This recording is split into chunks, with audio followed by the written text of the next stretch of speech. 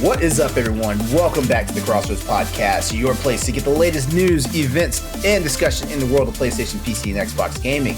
It's your boy, LeRon Dawkins, welcoming all of you wonderful people that enjoy all the video games back to the show. But of course, I cannot do this all alone, so back with me tonight, of course, as always, are my two wonderful co-hosts, the lovely Mr. Stoyovich. I learned how to do the gritty last night. Wow.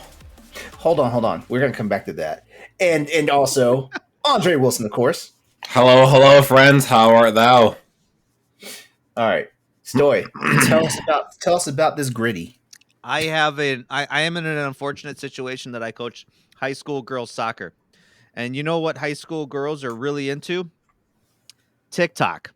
Uh-huh. So they come up to me last night at indoor training, and they said, "Hey, coach, can you be in a TikTok with us? And do you know what the gritty is?" And I was like, I think I've heard what the gritty is. So I had to perform the gritty. And I don't know. It's like I think some guy in the NFL started it, right?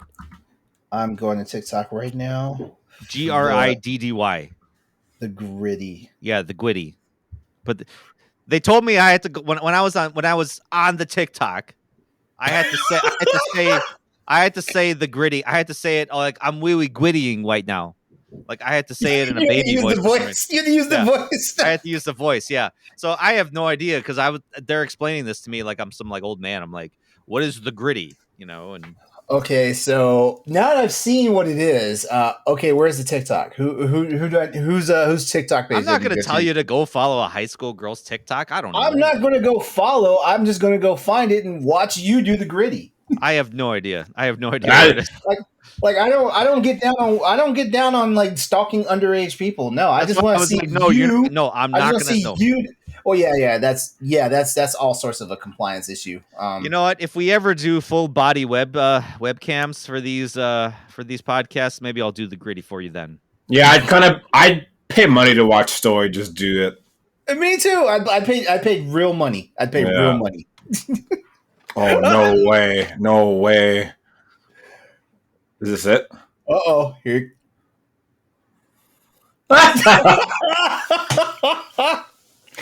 That will forever be ingrained as one of the best things I see today. All right, so you're gonna have to watch the video, everybody. Yeah, so for every podcast listener out there, go to youtube.com/xs803. You're gonna look up episode 111 of the Crossroads Podcast, and you will see our boy Stoy doing the gritty. Doing it very bad. Very bad. Oh my god. Well, that's so embarrassing. Andre, what? I know you've done something. Oh, I was about to say the R word. My bad. I know you've done something ridiculous for the gram. Come on, man. I know you have. Oh, what have I done? There's too many to pick. I'm not sure which one. All right, everyone, just check the show. There's a somewhere on the internet. There's a pic. Do you guys know what Teletubbies are? Yes. Yeah, I know what Teletubbies are. There's a picture of me in a Teletubbies Halloween costume somewhere. Isn't that recent? That was recent, wasn't it? No, that was years ago. Years ago. Were you a grown ass man in a Teletubbies costume though? Yes. 100%. 100%. I was a grown man. Somewhere on the gram, there's a picture of me in like a green wig, looking like Broly. I was gonna say we've all had our limelights, or our time in the limelights on social media, whether it's on Instagram or TikTok. So yeah. Yeah. All right, so guys, how have y'all been? Just living the dream, man. Is it a dream, or I feel like it's a nightmare for me? Some kind of dream, yeah. We had a weird 50-degree day. I'm gonna be the old white guy talking about the weather. God damn it. Yeah, we had a weird 50-degree day the last 2 days, and we had almost a foot of snow from last week. Mm-hmm. And then all of a sudden it's hey, it's gonna be 50 degrees and it's gonna rain. So all this water is going to have to go somewhere. Mm-hmm. And thankfully, We have a sewer system set in place where we could take care of that shit. However, the city of Milwaukee, Wisconsin told us to not use the water because the sewer system is going to be backed up so bad. And our creeks and rivers were just flooding like crazy. It was kind of weird to experience like flood in the middle of February, but Yeah. Yeah, just like I like last week we hit 82 degrees on the on the thermostat outside. And I was like, I am not pleased about the fact that it is 82 degrees in the middle of February. Damn, what is that like? I remember it hit like 70 here once a few years ago in February, and that was like, holy shit. I was afraid to wear my summer clothes. Let's just put it that way. I was like, you know what? I will go outside like in my shorts and the tank top, and I will come back with the damn flu. So no, I just dressed like it was still wintertime, sweating my ass off in my heavy ass clothes. You know, everybody's looking at me like I was a damn fool. You know. Yeah. What's up with that guy? It's like 80 degrees out. Yeah. Yeah, meanwhile, all you stupid motherfuckers out there in flip-flops and shorts have arthritis in your ankles and knees now. Mm-hmm. Thank you very much. Why? Because they're wearing flip-flops? Technically, you're not supposed to be wearing shoes with protection and because it's not a natural foot gait. Well, that's true, but at the same time, flip-flops are like the worst open-toe thing that any person can wear, though. Why? I don't wear flip-flops, but I'm kind of curious. Well, it's because the way you walk in them, like it doesn't promote like that actual like toe articulation. It doesn't, because like most people, when they're walking in flip flops, they've got their toes kind of like closed tight to keep the damn shoes from flipping off their feet. Okay. Yeah, and I don't understand how people wear slides. I don't understand that. I work if it's any consolation. I wear Crocs. Crocs are more ergonomically sound than flip-flops. I love Crocs. I love Crocs. Welcome to the Crossroads Podcast, where we talk about what proper footwear to wear.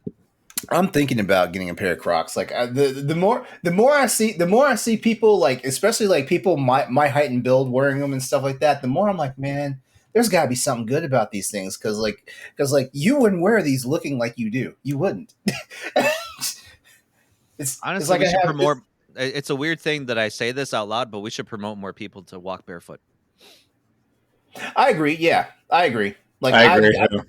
I've got a thing about walking barefoot outside though. Like I can't trust it.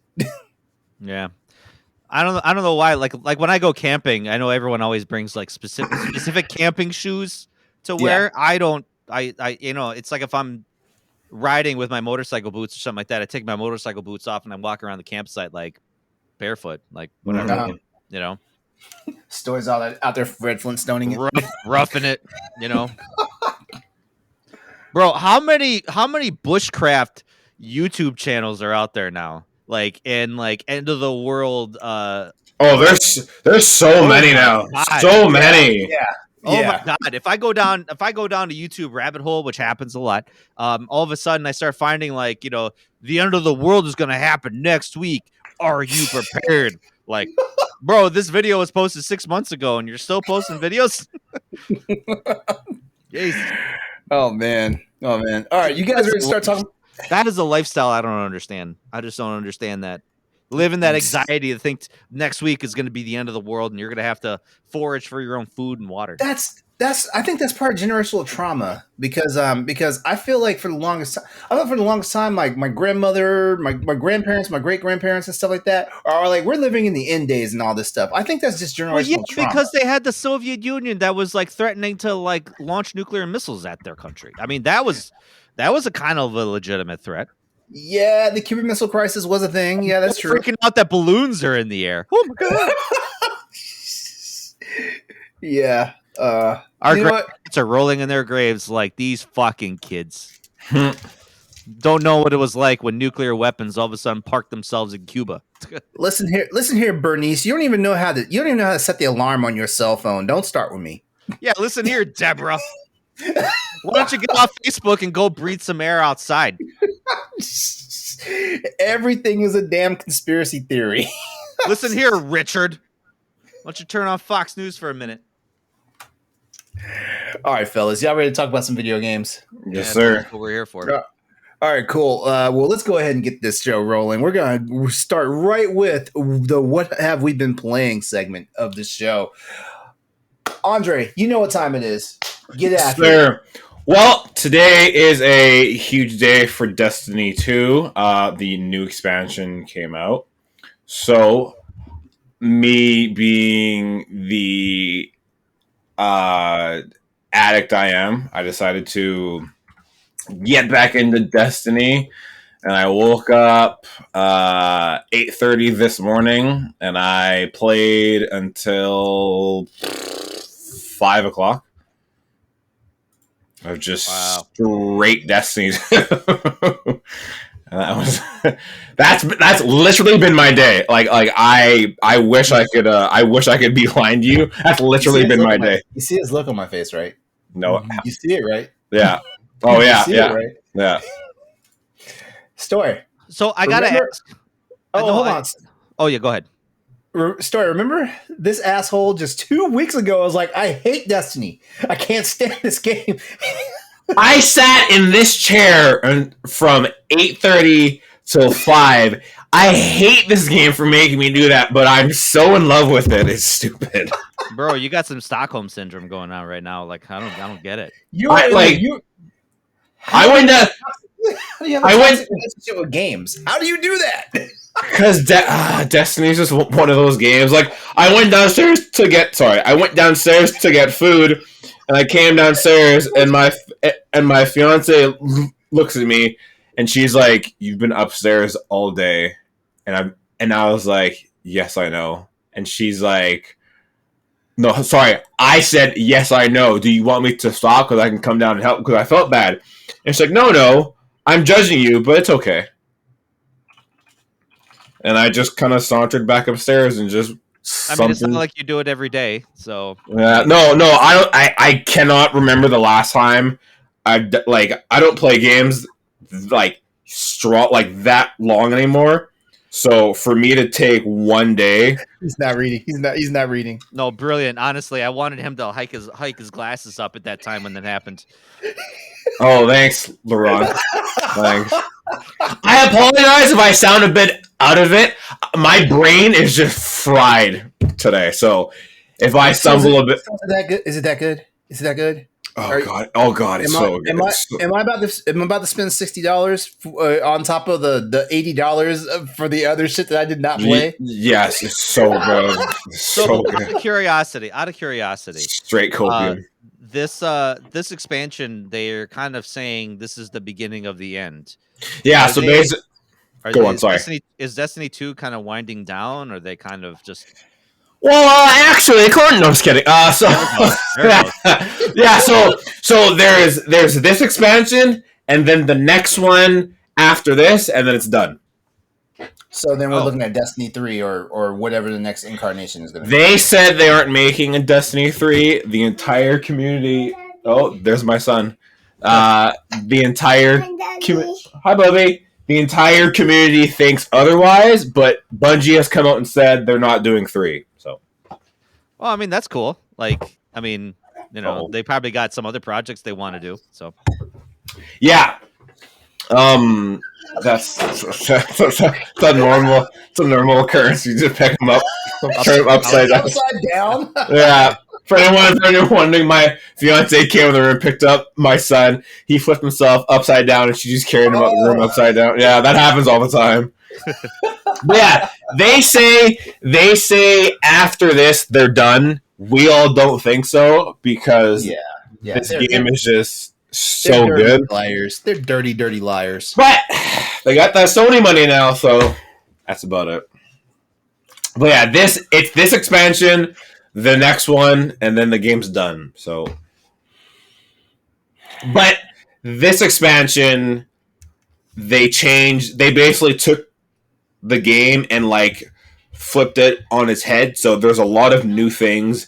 They basically revamped everything. So people are saying this is like Destiny 3 because it doesn't even feel like the same game anymore. So, right. So, other than that, I mean, from this podcast on, I'm just gonna be playing Destiny 2. So just to make that clear, Well, just so you know, just skip me from now on. Just skip me from now on. It's either Destiny 2 or Days Gone. just so Sorry, and I'm at the final palace of Persona 5, and then I'm done that. So I just found a copy of Persona 4 Golden for the Vita. For the Vita, that's surprising. Vita, yeah. Actually, I have a physical Persona 4 for the Vita. Yeah, I may pick that up because I know a lot of people have said that. I mean, even though both 4 and 5 are good, like 4 is considered kind of better. That I've heard that too. I heard 4 is like slightly better than 5. There it is, right there. Wow, flexing. This man over here. Flexing. Do you know? Did I talk about that last week? I found a physical copy of Monster Hunter Stories for the 3DS. Yeah. Yes. Yeah. So, have you tried it out yet? No, it's one of those things that I have a stack of things. I have a stack of games that I bought recently, like physical copies. I had actually 1 or 2 games come from limited run just recently, and so what I will say about because you were playing Stories 2, right? Yeah, and I actually liked it. There's a bit of a Stories 2, in my opinion, is an improvement of Stories 1. So, like, if you try Stories 1, you might not be as into it as you think you are. But Stories 1 had a phenomenal story. Okay, all right. Yeah. I mean, I enjoyed Stories 1 when it came out. Like, I played it and it was good. I kind of wish that we'd gotten the DLC that Japan got, because Japan got some nice ass fucking post game DLC for it, and we didn't get that. They always get cool shit. That's not fair. Yeah, and actually, it's kind of weird. Like they haven't released any like DLC or expansion content for Stories 2, so I'm not sure what the what's going on. Yeah, there really wasn't anything. Yeah, there wasn't. Yep. Any final thoughts, Andre, on Lightfall before we let Story have the mic? So far, I love it. It feels very smooth, very good. Excited to see where the story goes. I will have more on it next week. As of right now, I am just kind of I'm cutting all the weeds out and finding all the good parts about it. But yeah, I'll let you guys know next week my full thoughts. Awesome. All right, Story, you're up. Andre, I'm here to tell you, Chrono Cross is fixed. There's a god. Yes. Holy smokes! And he decreed we must fix Chrono Cross. I mean, you're only a couple of years late, whatever, right? Yeah, right. Like I think it's been like 4 or 5 months at this point, right? I think it came out in September. Anyway, so what's fixed about it? The main thing about it is like the frame rate.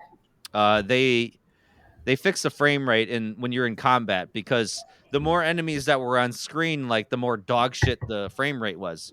You don't have to tell me twice. And it got to the point where it was like just difficult to look at. Like, I just can't. It was very blocky. Yeah, it was, and it's like it kind of killed the fun out of it. Like, I can forgive if you lock it at 30 frames a second, and so long as it's stable, I'm fine with that. But it was just difficult to look at, and it even some of that frame rate issues carried over into just like the regular traversal of the world. But they fixed that completely. They said it runs at 60 frames a second completely all throughout the game. Wow. And it does. I jumped back in, downloaded the update, and I was like, all right, cool, this is actually running like really fucking smooth. Like, seeing Chrono Cross at 60 frames probably is very cool. And with the HD remaster, like, this is how the game should have come out in the first place. Like, come on. Like, it's just, and it pains me because there's a lot of people that probably don't know that this happened. Because I didn't know if you didn't even say anything. Yeah, and I think the only thing I caught was like a random tweet a week ago or 2 weeks ago. The developers said, hey, we're coming out with a big update that's going to address a lot of the issues. We're really sorry this happened, yada, yada, whatever. Because Tales of Symphonia just came out recently. And like that has dog shit quality too. I'm playing it I played a little bit on the Switch, and I'm like, ooh, this is kind of a I thought this was supposed to be a remaster. You know, like how hard can it be to like improve on a game that came out 20 years ago? Apparently, very hard. Like it's just, I mean, that's low hanging fruit. Low hanging fruit. You know, I'm not a video game developer, so I shouldn't be commenting on that kind of stuff. But you know, it just seems like low hanging fruit to the point where it's like it shouldn't be this difficult. I feel like the problem goes is like, you know, like the original teams aren't the ones that are doing these, so you know like there's a level of skill that's involved, and I'm not saying that these companies that are doing these ports are unskilled. I'm not saying that at all, because it takes a level of skill to actually make the port. It takes that, especially you know, considering that, you know, like we're doing, the consoles now are on a different architecture than what they were. They're now on an architecture that's practically in line with regular PC gaming and stuff like that. So you know, like you know, I know why. It's you know what? It's so much easier to run it off of emulation software. Yeah, it is. It is. I mean, It is. But the problem is though is that emulators don't always play nice on the consoles. yeah, exactly. So that's why that goes to that point again, that if video game developers or video game publishers or even just the manufacturers themselves can like invest in maybe some really good emulation software to Yeah. put on their systems, you know, then I imagine it would be easier, because you have no name devs or guys that are out there working. I was actually just reading, there is a Silent Hill 2 emulation team that is literally taking the original Silent Hill 2 game and updating it to this day. Yeah. To this day. And it I've looks heard about that. phenomenal. I've seen video of it where I was like, I mean, it retains that same PlayStation 2 quality, but just like it improves on it dramatically to the point where it's Yeah. like, it's exactly how I remembered it back in the day, you know? And then what's infuriating about that is they find these people and they try to throw them in jail. Yeah. Or they DNC them to the point where it's like all their hard work is like going to nothing. You know, I'm like, I've never quite understood. I've never quite understood that. You know, looking at you, Nintendo. Looking at you, Nintendo. It's like you. These guys have all this talent. You could immediately like hire them, throw them to work. You know, in your fucking, if it's Nintendo, for example, you could throw their asses to work in the virtual console division. You know, well, or look at, or I mean, like for it takes a while for us to get like a remaster like fucking Metroid Prime. Like I'm still like gushing about that remaster. Like that's I'm just in awe on how well that works. Like honestly, they took the time and the care to really make that great. Like I mean that says a lot after some of the remasters that we've seen recently that have kind of come out. Yeah, like Tales of Symphonia, for example. Like, you know, how's it play at 60 frames on GameCube and PS2, but they can only get 30 frames, you know, for like the PS5 and Series X generation. It makes no sense. It really doesn't. But you know, like I said, I hate to say that, you know, companies shouldn't be going, and most of them don't. I think the biggest perpetrator of like is Nintendo, really, because like they're so crazy obsessed with protecting their IPs that they're just I don't know, they have like I kind of heard of this like recent thing where it's like they became so crazy obsessed about their IPs after the whole Donkey Kong case that they had like years ago, where like Universal Studios was trying to sue Nintendo because of the Donkey Kong character who had a striking resemblance to King Kong. So Universal Studios tried to sue them, and Nintendo hired this. That's where the name Kirby came from, because Nintendo hired this lawyer whose last name was Kirby. Nintendo won the case, and you know Kirby won them the case, so they were so grateful that they went and named a character after him. Okay. I think I kind of heard about that, but I didn't know it had anything to do with Donkey Kong versus King Kong. That's where it started. From what I've read, that's where the kind of like, okay, we got to really vigorously protect our IPs to the point where we're gonna go after anybody, you know, which is weird because like, you know, they were a victim of that. So why? I don't know. Yeah, I don't want to talk about Nintendo, but so other than that, Chrono Cross is amazing. If you play it, if you you know, stop playing it, go back in whatever platform you're on. I'm playing it on the Switch. It looks amazing. Let's go. I've been playing a lot of Atomic Heart. Um, I think Oh, that oh, I think the oh, game is. good. We're gonna talk about that a little bit later. Yeah, I have problems with that whole story, so I can't wait to talk about that. Okay, cool. But yeah, like I think it's like BioShock and Wolfenstein just had a baby. Like really. That's what I've heard too.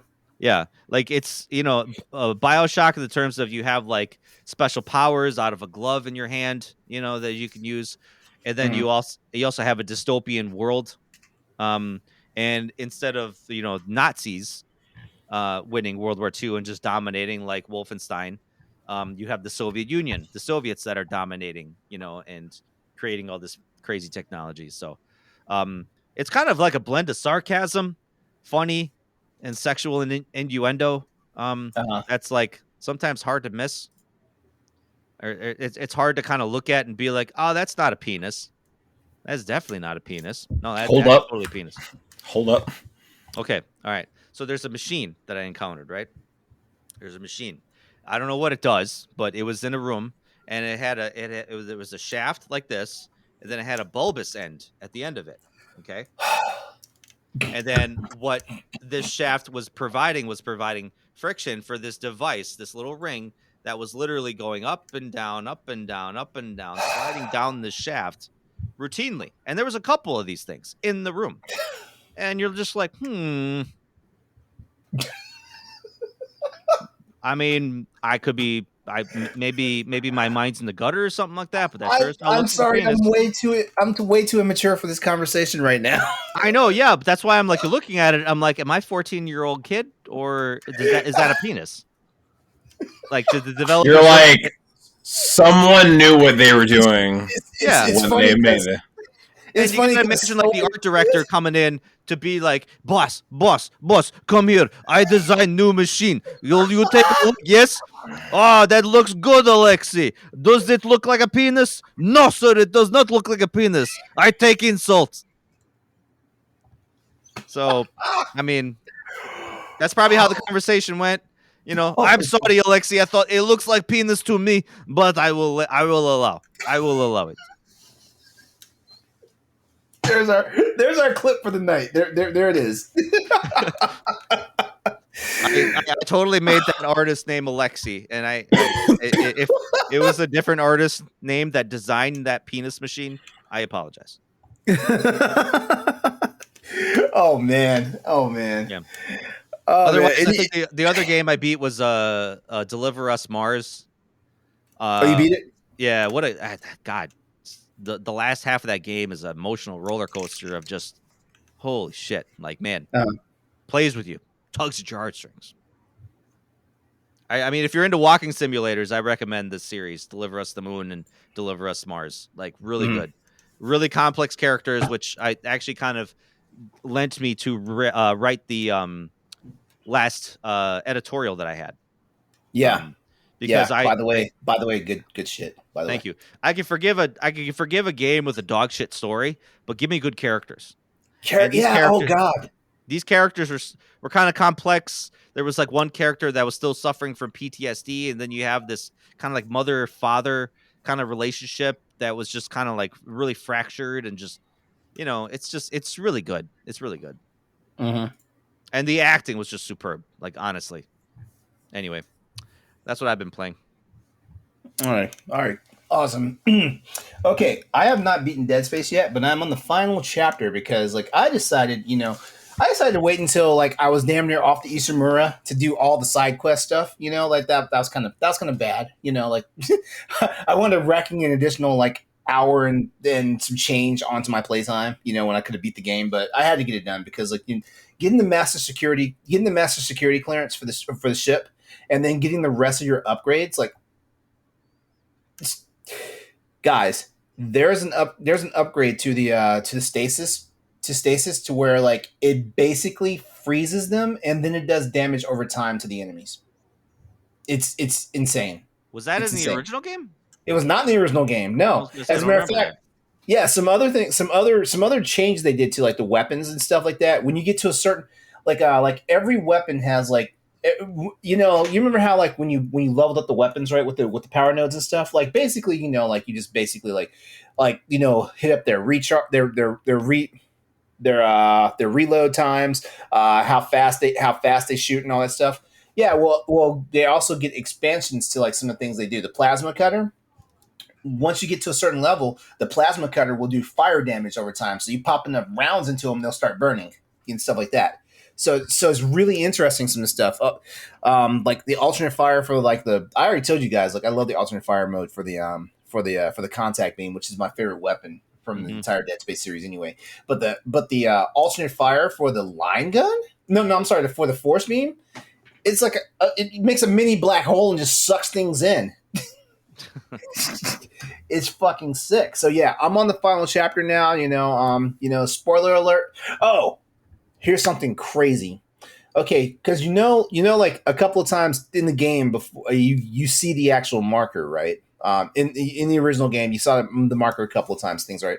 Okay, so in the remake now, because anybody that's played Dead Space knows what the marker does to people. You know, when they're around it and stuff like that. So now, as Isaac, if you walk close to it, the screen starts wigging the fuck out, and it's insane. Like because at first I thought something was wrong with my game, and I was like, "What the hell is going on?" You know, I was like, "Are we getting frame clipping right now?" I was like, "Am I being attacked by something? Is there like 7 trillion enemies off the screen and I don't know about, and it's causing me to lose frames and stuff like that?" No, it was me standing around the marker,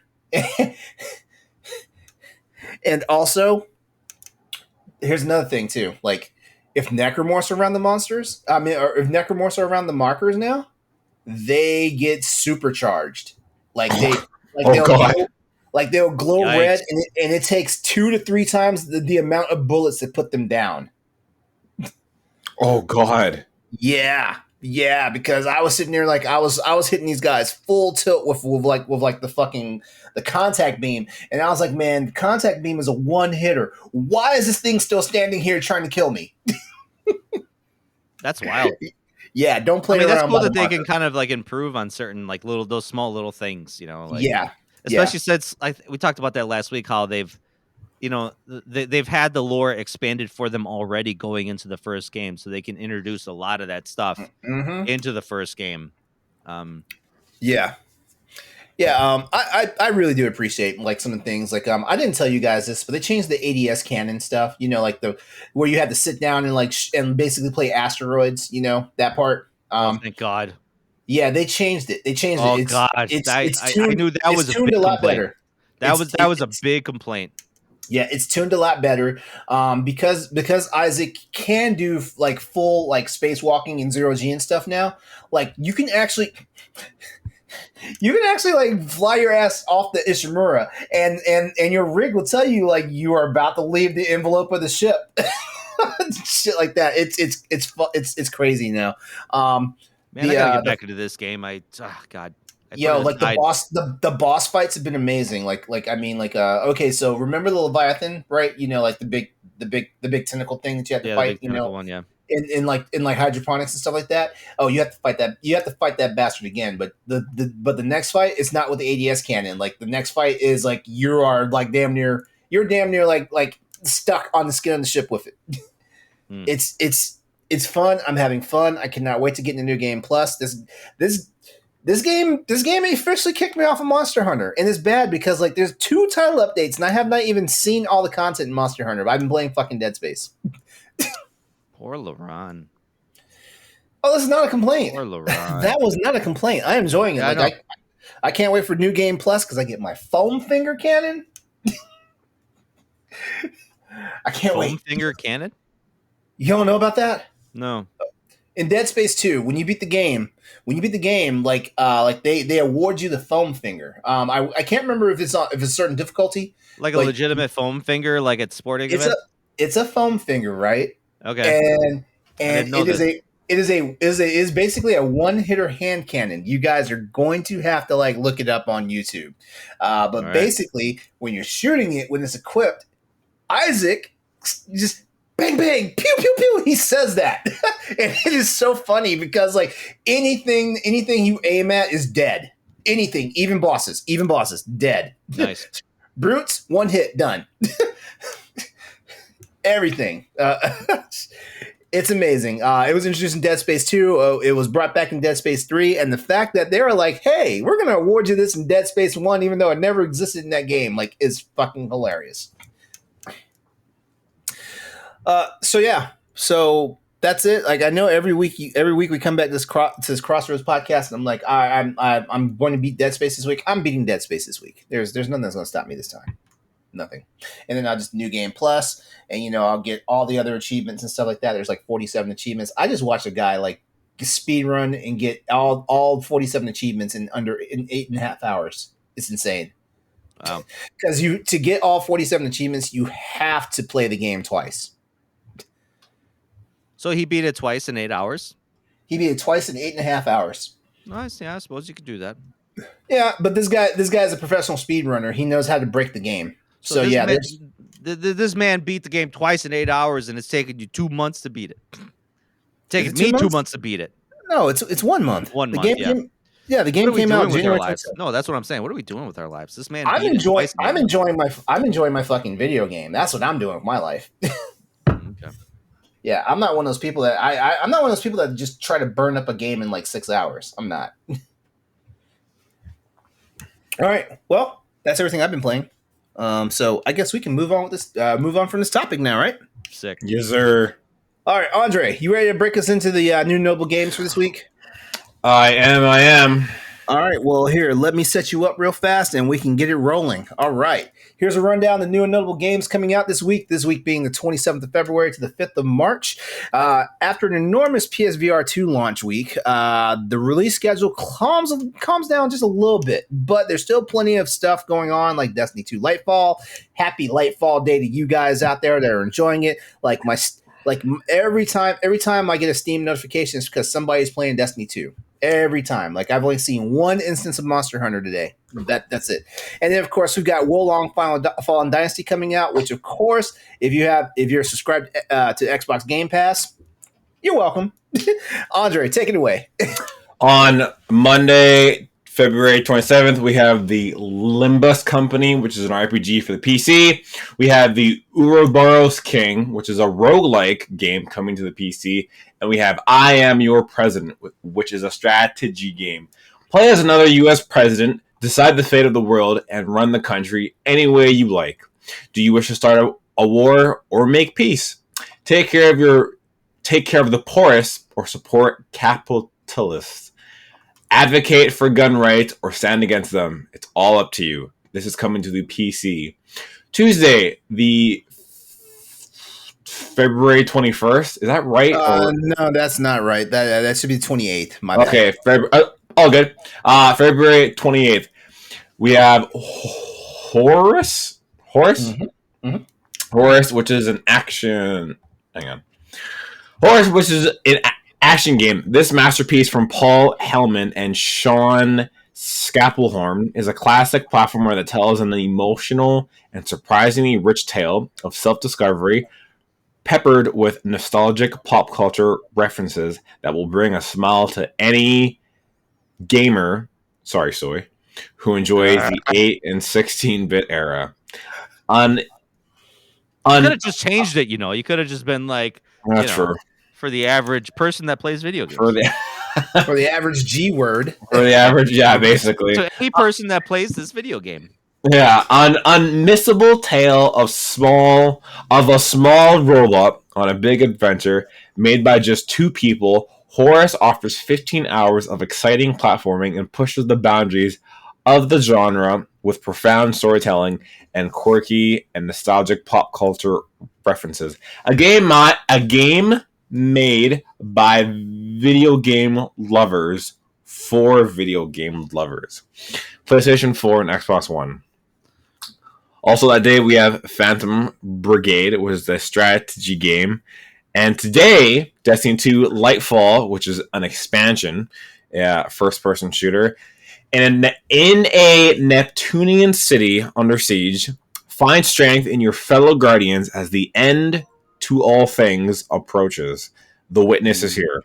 Arm yourself with new rewards, unlock new dark powers to triumph in Lightfall's unforgettable legendary mode, which is hard as shit, by the way. Harness darkness and pluck at the threads of reality with the new subclass. Flow through the city with newfound speed as you grapple from building to building, which I can detest is fucking so fun. Every class can tap into this new element, but it's up to you to create the perfect build. Travel to Neptune and discover a neon metropolis, and unlike any you've explored in Destiny 2. Meet the Cloud Striders, join the fight against the Shadow Legion, and prevent devastation in the technologically advanced secret city of Neo Muna. Best way I can describe Neo Muna, and this isn't in the notes, this is just from my own take. It's Halo ODST meets I don't want to say Cyberpunk meets Tron meets Destiny. That's the best way I can describe it, because it has kind of like the look and the city of the ODST game, and it has like the vibrancy of Tron, and then just throw in like Destiny 2, and that's basically it. Wednesday, March 1st, we have Fight and Rage, which is a beat 'em up game for the PlayStation 5 and Xbox Series X. Bendy and the Dark Revival, which is an action game coming for the PlayStation and Xbox. Leap, which is an FPS game. Leap is a fast-paced multiplayer first-person shooter featuring epic battles with up to 60 players, each armed to the teeth, fight for either the United Earth Defense Coalition, UEDC, or the Rebel Exo-Terrans. Whoever pays the most wins the trigger finger and excessive arsenal. This is for the PlayStation, PC, and Xbox. Tuesday. Right. Oh, okay. If you want, I can pinch in. Okay, cool. All right, cool. All right, so Thursday, March the 2nd, we have Vanner's Tactics, which is an RPG coming out for the Xbox, as well as Railway Islands, a puzzle game coming to PlayStation and Xbox consoles. We've also got The Smile Alchemist, which is another RPG that day, coming out for PlayStation, PC, and Xbox. And we also have Mask of Fury, which is an action title available for the PC on Thursday. Friday, March the 3rd, hype day, because this is one of the ones I'm waiting for. We're talking about Wolong Fallen Dynasty, which is an action game that follows the dramatic, action-packed story of a nameless militia soldier fighting for survival in a dark fantasy version of the Lauterhan Dynasty, where demons plague the Three Kingdoms. Players fight off deadly creatures and enemy soldiers using swordplay based on the Chinese martial arts, attempting to overcome the odds by awakening the true power from within. Wolong Fallen Dynasty will be available for PlayStation, PC, and Xbox consoles this Friday. Like I said, if you have Game Pass, you're welcome. Also coming out on Friday, March 3rd, we have Iris and the Giant, which is an RPG coming to Xbox consoles, and No Longer Home, which is an adventure title coming to PlayStation consoles. Including what was mentioned by us in this segment, this week featured over 35 games released across all platforms, including PlayStation VR 2, which, by the way, more and more PSVR 1 games are getting upgrades to PSVR 2. So be on the lookout, because I kind of said this, Sony's not really going to do this. It's got to be up to the developers, to do it and stuff like that. So it's amazing that, these games are starting to get that treatment and things like that. So yeah, there you go. Did Beat Saber get? I haven't heard anything about Beat Saber yet. That's weird, because that's like the PSVR's highest selling game month after month. Yeah. I have a funny feeling the reason why Beat Saber probably hasn't gotten the port yet is because they're probably making Beat Saber 2. Yeah, I was gonna say that's the only reason. Like, they're making a sequel to it or some brand new experience. So yeah. All right. As a reminder, all release dates are subject to change, so the Crossroads crew is not responsible for any games that may get delayed and or canceled. All right, fellas, it's time to start talking about the actual news in gaming. So, without further ado, Shinji Mikami is leaving Tango Gameworks. Boy, oh boy. All right. So So you may have heard this going into the weekend. True Achievements report that Tango GameWorks founder and CEO Shinji Mikami is set to leave the studio after more than 12 years with the company. In a company-wide email sent to ZeniMax employees and seen by True Achievements and then verified as authentic by Bethesda, Senior Vice President of Development at Bethesda, Todd Vaughn, announced that legendary game designer Shinji Mikami is leaving the Xbox Game Studios Tango GameWorks. Man, did you guys see this coming? I mean, no. That's it. I mean, this isn't uncharacteristic of a lot of game devs.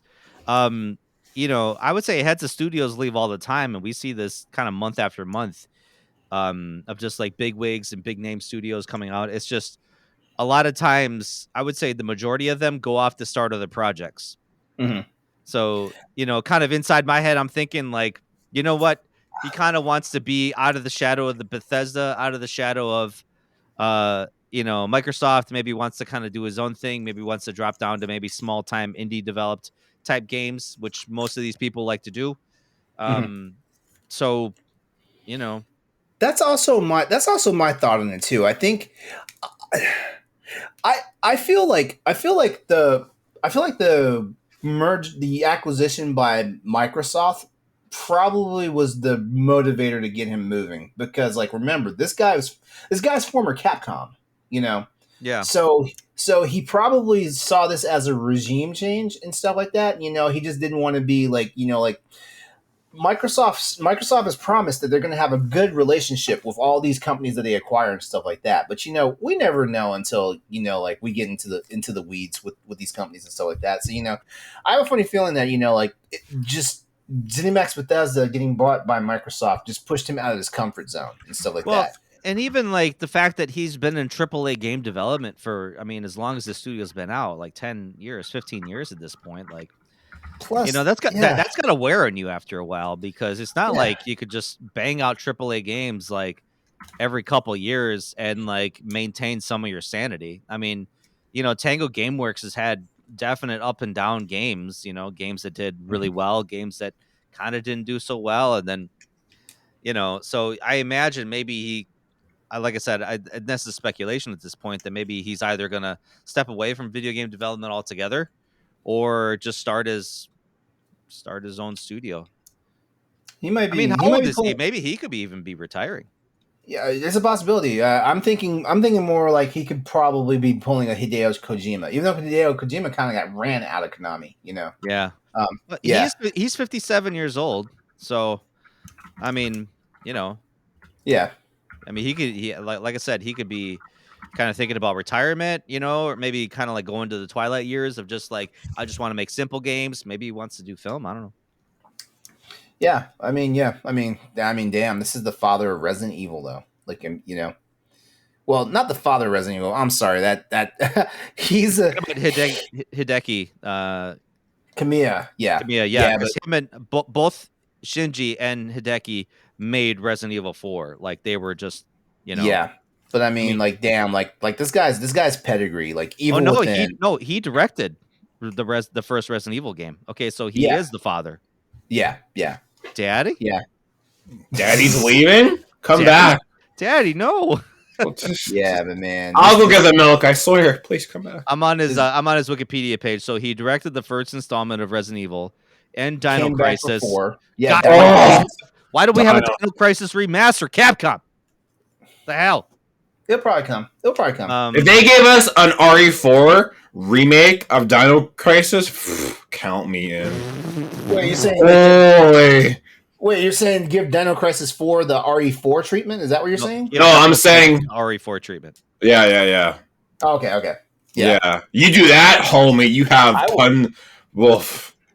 Man, I played so many good games by this guy. Like Vanquish, Beautiful Joe, Dino Crisis. Vanquish was, man, that was so like, that game needed more press. That game was amazing. Yeah, that game was peak Platinum Games. It really was. Yeah. It really was. Yeah. He did. He obviously was part of a lot of the Resident Evil games. He did the original Resident Evil remake. He directed that. Mhm. Yeah, Evil Within. Obviously, that was his big thing.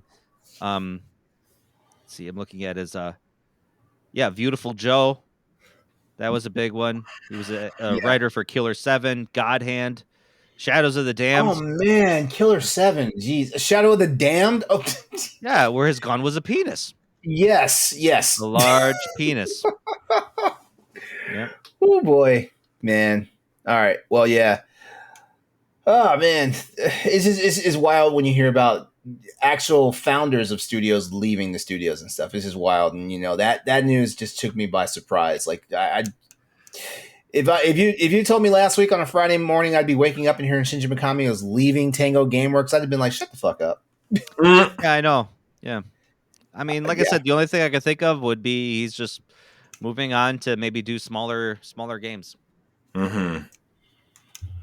All right. Well, we'll go ahead and move on to our next news topic here because we're going to talk about. You know what, Stoy? You have more experience with Atomic Heart, so I'm gonna let you roll with this one. Okay. Ukraine's government wants Atomic Heart to be pulled from sale over links with Russia. So this game released last week for the major consoles. It's on Game Pass as well. Ukrainian government, for good reason, does not like Russia at this current point. Really? I'm just Yeah. kidding. Yeah, I don't know if you know. Yeah, I say, if you're aware of this. Yeah. So, the game Atomic Heart is made by Mundfish, and they are a Russian studio. Mhm. Now they have 3 studios. They have 2 in Russia, 1 in Cyprus. So, I mean, take that what you will. So it has become the subject of controversy because of that, because they claim that some of the investors in the video game company are Russian themselves and, members of the Russian government. So, they think like the Russian government is getting, all this money from the sale of this, game that I guarantee you half of the video game people out there don't haven't even heard of. So, in a statement initially issued to Ukrainian website dev.au and later in English, Ukraine's Deputy Minister of Digital Transformation, Alex Bornyakov, urged platform holders to limit distribution of the game in other countries too. So you can't buy this game in Ukraine, but they're making a plea to everybody else in the world to tell them to stop selling the game and don't buy the game. This is kind of another one of those. If you buy the game, now you're complicit with the Russian invasion of Ukraine, and I don't like that. I read up on this story last week because I was talking to someone about it, and like a lot of people are just knocking on Mundfish, the developer's door, to say like, "Well, hey, like, what do you think about the Russia invading Ukraine?" And Mundfish kind of commented saying, "We're a fucking video game company. We don't comment on political or, things that are happening out there. We make video games." Pause. Yes. Yes. Every fucking company should do that. Every company should do that. And I'm not saying stay in your lane because like you are this. Like the easiest way to lose money, lose your job, do whatever is to make your stuff political or make your stance politically known, things like that. It's wild, like over here at Crossroads, we talk about how we feel about things and stuff like that, but we try to talk to it on a humanistic side, not as a political side, because you know what? I can tell you for sure, I don't fucking support Russia and what the fuck they're doing. I can tell you that for sure. There's hundreds of people that are not part of that conflict making a video game and probably busting their ass, to make this video game so they could go home and feed their families. And that's what it should be about, like it. Yeah. I cringe every time, like, a company, especially like a video game company or a fucking ice cream company or a fucking shoe manufacturer, like, has all of a sudden has a stance in like politics or like world events and is like, no, Yeah. And honestly, back to Atomic Heart though. Yeah, no. And honestly, like I said, I'm really glad that they took the stance to say that because obviously, everybody can have personal opinions, but to have a video game company collectively make a statement about a political or obviously a terrible war that's going on, they're a fucking video game company. Let them make video games. And, if you personally choose not to buy it because, somewhere inside your heart, you're thinking buying a video game is going to support the Russian war, against Ukraine, then you do you. But don't go, screaming on your high chair. I say high chair because you're being a fucking baby about it. That no one else should buy this game because of the way you feel. Like, don't get me wrong. I feel for the people of Ukraine. War always affects the innocent people more than anybody else in the fucking world, and that's a travesty. But we have to understand that video games are a separate entity from that. So, anyway. Yeah. So, also, it needs to be said that Mick Gordon made the music for this game. You know him very well from the Doom soundtrack and Killer Instinct. God, the Doom soundtrack. Bro, you go on Spotify, you listen to the Killer Instinct soundtrack by Mick Gordon. Fucking slaps.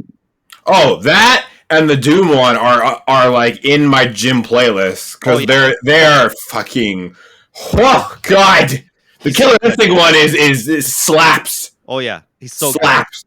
Good. But he donated his fee to the Australian Red Cross, who obviously helps a lot of the innocent people in Ukraine. So the fee that he got for this game, he just donated that money right away. So that's cool, and I could totally respect that. So. Yeah. So, all right. Atomic Heart is out right now for PC, PS4, PlayStation 5, Xbox One, and Xbox Series X. I'm liking it. I like I said, I'm liking it. It's definitely a different game. Sometimes the dialogue can get a little just, sometimes it can be too much. There's like too much dialogue, but whatever. To you people that love playing video games out there, if you're feeling some kind of way about this and don't want to inadvertently give Russia any money, it's on Game Pass. Yeah, give it to Microsoft. That's a good company. Because they have never done anything heinous, right? No, not ever, right? In the history of this country. Name one heinous thing the United States has done.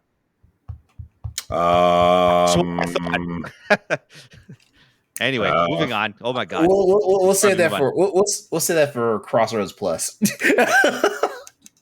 That show that's never coming out. That show. Yeah, that show that's never coming out and will get demonetized and really kicked off America. Yeah. Very, very fast. We'll be right there with Alex Jones. It'll get demonetized because somebody's going to start cursing in like the first 12 seconds of the video. Yeah. They're turning the frogs gay. All right, we're going to go ahead and move on to our next topic. For all you Dead Space fans out there, this is going to tickle your fancy. EA is reportedly polling fans on remakes for Dead Space 2 and 3. I feel like this is a no-brainer. This is a no-brainer. This is too late. This is too late to be asking this. You should have been asking this like 2 years ago. Oh, not even 2 years ago. Like 2 months before Dead Space 1 remake dropped. Yeah, like honestly, me personally, I think they're already making it, and they're just maybe like testing the waters. But this is a question they should have asked like a year ago. Yeah. As some guy who's playing Dead Space 1 remake right now and enjoying the ever living fuck out of it, Oh, by the way, we're giving away a free PS5 copy of Dead Space remake. So like if you love us, like you may want to stick around and hear what you got to do for that. But yeah, right now EA is polling people to see where the interest lies in the Dead Space 2 or a remake for Dead Space 2 as well as Dead Space 3. So EA's horse for a second. Oh no! I'm sorry. Yeah, we have emotional damage sometimes from how the network treats us. Yeah. I'm like, who's honestly gonna sit there and be like, you know what, Dead Space Remake 1, I'm cool with it. I don't need 2 and 3. Who's gonna honestly say that? Dead Space 1 remake was so mid. Yeah, bro. I will Liam Neeson all the people who think we should just stop at Dead Space 1 remake. I will find you. I have a certain set of skills. You may think the poll is anonymous. I will show up at your doorstep. That's all you're gonna hear. All right, so EA's Horror Remake was released for PS5, Bro's gonna Xbox Series slice your X. throat with the Dead Space disc. He's gonna go. And then I'm going to make you whole. Yep. You're just gonna show up in the Isaac Clarke spacesuit. That's how. With the tiny little plasma cutter that you got from Dead Space 2. Yep, and just like how Isaac like punches people with it, that's what you're gonna get. Yeah. It's gonna stomp on you like. All right, so the game. Anyway, so the game is officially 1 month old as of February 27th. I mean, and was ranked at number 2 in the U.S. monthly software chart based on just 2 days of availability from the NPD's reporting, which covers January 1st to the 28th. So just think about that. From the 27th and the 28th of January, this game slid into the number 2 spot. And there's some other crazy ass games that came out in January, but they weren't crazy enough to compare with Dead Space, by the way. EA is yet to comment on if it plans to release further remakes of the Dead Space games. However, the newest release features a new ending that appears to be a direct link to the sequel. And I think I mentioned to you guys last week that they actually had actual Easter eggs. Content from Dead Space 2 in this game. I mean, they're doing the damn thing. That's all I'm going to say. They're doing the damn thing, you know? The one thing that's got me worried about this, and I assume EA has kind of changed their tune a bit within the years because, they got themselves into a lot of hot water over the last few years because they keep doubling down to say, video game developers and publishers don't make money on single player games. No one likes single player games. Everyone likes multiplayer games, Actually, yeah. And, a lot of people are kind of getting on them hey, man, some of the best selling games in the last 10, 15 years were single player campaigns, and when they're looking at all the money that they're not making on Battlefield 2042, and they're realizing that they probably made a shit ton of money on this Dead Space remake, which is a single player game. They made a shit ton of money on Star Wars Fallen Jedi or Fallen Order. Yeah, Fallen Order. Yeah, Fallen Order. I mean, and they changed the tune with Dragon Age 4. They decided to go completely single player campaign with that. I mean, maybe EA's all right, let's keep going with this Dead Space thing. Well, no, I remember seeing somewhere. I want to say it was maybe a couple of months before the Dead Space remake was coming out that EA said something that sounded like they were going to try to put more priority on single player games. Yeah, because I think they were surprised. They were surprised with some of their single player games that it's and how tone deaf can you be that you have no idea what your video game audience wants? What are you, Nintendo? Hashtag works zero, you bastards. Moving along. Because where the fuck is my Code Veronica remake? But wait, actually, that's Capcom. That's Capcom. That's Capcom. Yeah.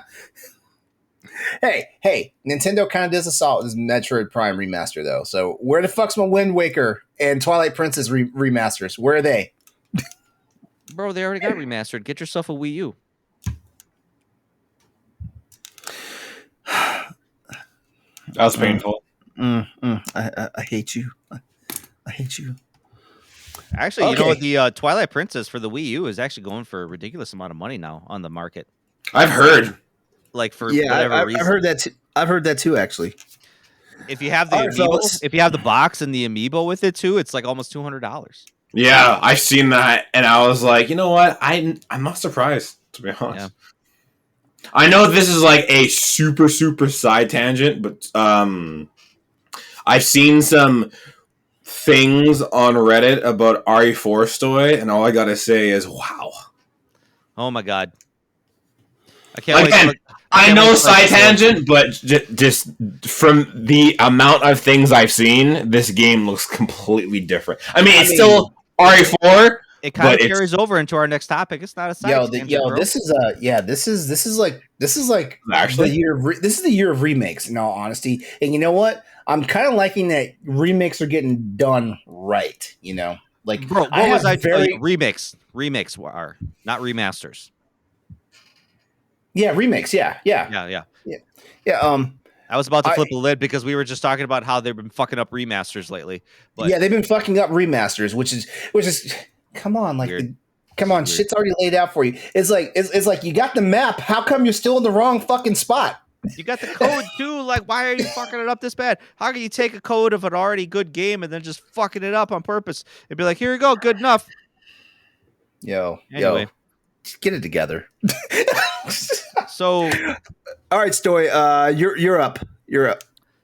finally, because we left you in suspense so long, there was a Sony State of Play last week, Woohoo! and I'm gonna give it a C.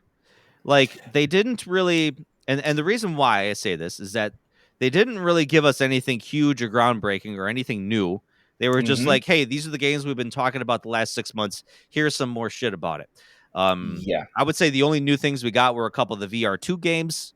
And obviously they went real hard on Suicide Squad, which was weird. Because Suicide Squad just seems like kind of like a niche game, like a niche title for me. Even though I'm looking forward to it, I'm a big DC fan, so I'm looking forward to it. See, I'm also looking forward to it. Also, but a lot of people that I thought were looking forward to it are not looking forward to it. It's crazy. Well, after what we saw in this, Mhm. I think that's why a lot of people are kind of maybe thinking about jumping off the fence now. Yeah. And we'll talk about that when we get to it. But Mhm. so they opened up the show with a couple VR2 games, like the Foglands, which is like some like I think it's going to be some sort of like chance game, like a shooter game that you draw cards and it's like a game of chance. I don't Yeah. know. Yeah. There's a bushcraft survival game called Green Hell. There's a futuristic first-person shooter game called Synapse, which looks pretty fucking good. Synapse look great. Synapse look great. Yeah. And then you got this space role-playing game, Journey to Foundation, which, I mean, whatever. No, I Journey wanna, to Foundation is based off the the based Apple off the the Isaac Apple Asimov. the Apple TV show, which is based off the Isaac Asimov like books and stuff like that. Yeah, And that looks really good. Foundation's a good show. Like, I've only seen 3 episodes of the first season, but it's good. I just haven't gotten back into it yet. Mm-hmm. And they have this other game that they announced called Before Your Eyes, which is like from what I gathered from the trailer, it's like literally you died, but now you're looking back on your life. And the PSVR has this capability of like looking at you, like looking at your eyes and doing eye tracking and then measuring when you blink. So apparently the game, in this particular game, the scene will change every time you blink, Mhm. which is kind of like, how the hell is that going to happen? Because like some people blink like multiple times in a minute. Like, Yeah. so I imagine you have to like purposely blink for like a long period of time. I don't know how they plan on doing that. I feel like I'm going to lose this game because like I blink a lot, and I know for sure whenever I have like whenever I do have a headset on for VR and stuff like that, I blink even more because my eyes are always trying to adjust. Yeah, and you're always kind of like looking around, you got your eyes bugged out, you're looking at everything. Yeah. So like your eyes get Yeah. dry. Like actually my eyes get really dry because when I play racing games, so I get so hyper focused to the point where it's like sometimes I gotta I don't pause blink. halfway through. I don't blink either. So I gotta pause halfway through and go, oh my God. I can't stand playing video games wearing my contacts because I will never blink. Oh man. My eyes just start bugging the fuck out because the contacts are getting dry. So other than that, we got a little trailer for a little game called Destiny 2 Lightfall. We talked about that. That launched today as of this recording. I love Destiny trailers. They're so cinematic trailers, man. They're so good. There's so much value in them. Like right now, I feel like Destiny trailers and Monster Hunter trailers are just what I live for whenever there's like new announcements and stuff like that. Because man, they put work in those Destiny trailers, and it's like, man, this is a fucking movie. Why don't they just make a movie? Oh, they probably will at some point. Yeah. We also got a little extended look at Chia. It's a colorful island exploration game made by a video game development team in New Caledonia, which is in the French Polynesia South Pacific area. So it looks kind of like festive, colorful, good It's a very water colorful physics. game. Good water physics. And Yeah. I get a boner for good water physics. I do. It's a problem. Just a quick sidebar. Chia will be a day one release on PlayStation Plus on the extra and premium tiers. So like if you are That's subscribed to the pretty higher sick. tiers of PlayStation, like mark your calendars for March the 21st. Speaking of that, PlayStation Plus members this month are going to get Battlefield 2042. 'Cause clearly that really worked out for EA. Minecraft Dungeons and Code Vein. We also got Humanity, which is made by the guy that made Rez and Tetris Effect. Now, did you guys watch this trailer? For what? Yes. Humanity. Yes. No, I haven't. No. What the fuck is this game? Like you play as a dog and you're leading And you're a herd leading of humans. a herd of humans like they're lemmings. Yeah. And you're it's like in this like kind of like otherworldly city, and it's just impressive how many You know, like you know how I knew Andre had not seen the trailer for it? Because he like said nothing. not just that, but come on, like there's a part where you get to like fight a war against people who are wielding lightsabers. Yeah, out of What? nowhere, all of a sudden, Yes, all of a sudden, there's like a In the trailer? in the trailer. There's Okay, a huge hold cluster of on. people, like slapping. Wait, each other. what? It's like what the fuck? You know what? What's it called? Humanity. Here, hold on. I will send you the trailer right now. What In the interest of time, I'm gonna kind of move on, but Yeah, go ahead. there is a little bit of world building element to this too as well. This game is you can craft your own levels and maybe populate your own different types of people in there too. But this game is going to be PS4, PS5, and also playable in the VR. And there's also a demo of this available right now. So if you want to see what it's about, you can demo it right now. Mm-hmm. Yeah. There is also a furry game that's coming out June 15th called Goodbye Volcano High. The world is ending and you're a bunch of high school teenage dinosaurs and you're trying to kind of emotionally unpack everything that's happening in your world as a teenager, also in the fact that the world is ending. Mm-hmm. It's like a rhythm-based narrative, choose your own adventure type of game with a lot of drama. I mean, like, I don't know who this game is What? marketed for. The fuck is this game? Yeah, that's what I said. That's what I said. He's talking about Humanity. He's not I know, talking about. No, yeah, that's what I'm talking about. What the fuck is this game? Yeah. It's a puzzle game. It's a puzzle game. No, it's not. So what the fuck is going on, game? Homie, the lightsaber thing is cool, but I could not even get behind that game. I have zero idea what I just watched. Can you imagine being in the boardroom of this and be like, hey, I want to make a game where you play as a dog and you're just leading a bunch of humans around. What do you do? And you're just shepherding humans around fucking square blocks for hours. Yeah. Tim, Tim, you got a fucking bonus there, bud. Go take Jim's office. Jim, get out of here. Like, that doesn't happen. What the fuck was that game?